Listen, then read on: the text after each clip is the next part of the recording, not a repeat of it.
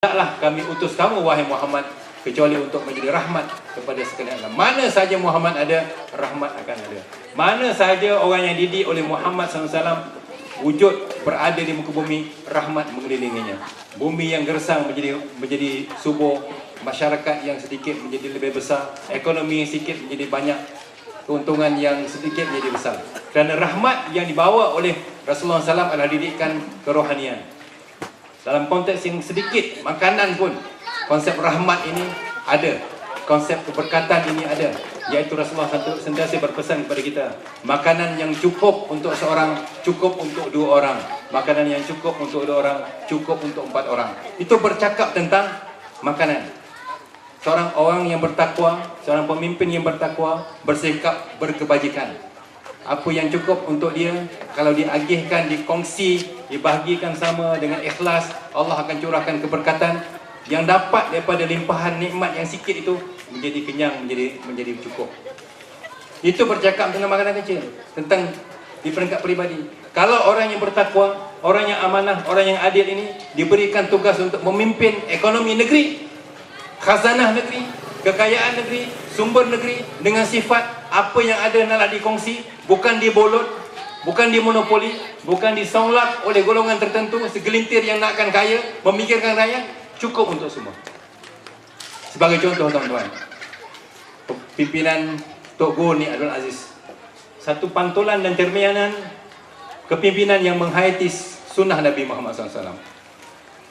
People first, rakyat mesti didahulukan.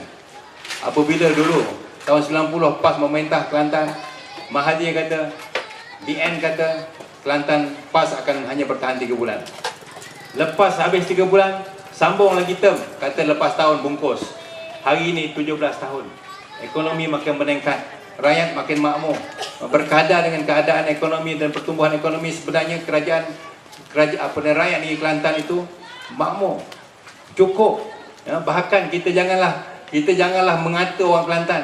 Ya, kita yang duduk kat sini ni, minta maaf lah, duduk dekat flat, duduk kat rumah setingan, duduk kat rumah sempit, duduk dengan jam, fikir. Duduk pergi Kelantan tengok macam mana rumah mereka. Lapang, rumah besar, boleh sewa RM250. Banglo pun, kalau bukan jauh sangat lah, bukanlah jauh daripada bandar Kota Baru, bukanlah jauh sangat daripada Kembang Krian. Rumah banglo besar, sewa RM250. Kat sini mana nak dapat? Taman Desa Keramat, depan Pernak tu berapa sewa dia? RM800. Kita jangan nak kata lah, jangan nak mengata kepada orang Kelantan, kata dia mundur, ekonomi tak maju. Dia mendapat rahmat keberkatan. Inilah yang dibawa oleh PAS Selangor. Inilah yang dibawa oleh PAS negeri, BA Negeri Selangor. Iaitu sebuah negeri berkebajikan. Apabila pemimpinnya bersifat berkebajikan, tidak mementingkan diri sendiri tetapi menganggap kepimpinan sebagai satu amanah, dan dia memberi apa yang sepatutnya diberikan oleh Allah SWT kepada rakyat, dia hanya sebagai custodian, dia hanya sebagai pengawal kepada hak rakyat, dia sebagai hamba kepada Allah SWT yang melaksanakan tugas amanah daripada rakyat, kita akan dapati rahmat wa ma arsalnaka illa rahmatan lil alamin ini dapat direalisasikan dalam masyarakat. Inilah keyakinan kita. Tuan-tuan, sebenarnya negeri ataupun negara berkebajikan ini bukan benda yang pelik. Kalau tuan-tuan semak di peringkat negeri, Selangor cukup, tak payah semak di peringkat federal. Berapa gaji adik-adik esko?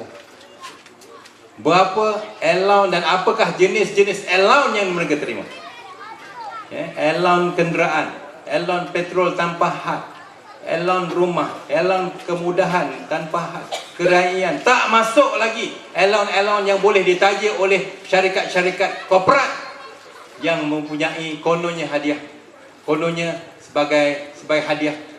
Tuan-tuan kalau sedar, orang yang menjadi esko negeri, dia punya birthday kek berlambak-lambak. Dapat birthday je, hari dia menyambut hari ulang tahun dia, kek yang dihantar daripada hotel-hotel dekat Kuala Lumpur, dekat Selangor kepada dia, berlambak-lambak tuan-tuan. Itu peringkat esko. Dia juga menjadi pengurusi-pengurusi dan ahli lembaga syarikat-syarikat anak syarikat negeri yang ber-allowance, pergi mesyuarat ada allowance, yang itu ada claim, dan tidak ada satu benda pun yang dikeluarkan daripada duit poket dia ahli esko, apatah lagi menteri persekutuan yang tidak boleh diklaim. Semua boleh claim. All claimable. Sampai kalau kadang-kadang isteri punya bahan makeup pun ada peruntukan. Jadi maknanya berkewajikan ke tidak? Berkewajikan lah. Cuma dia memberi kewajikan kepada siapa? Kepada pemimpin. Ini yang saya nak sindir ni. Saya nak sindir. Senang sikap bertamak itu ada. Sedangkan kalau kita lihat betul-betul, ya, maknanya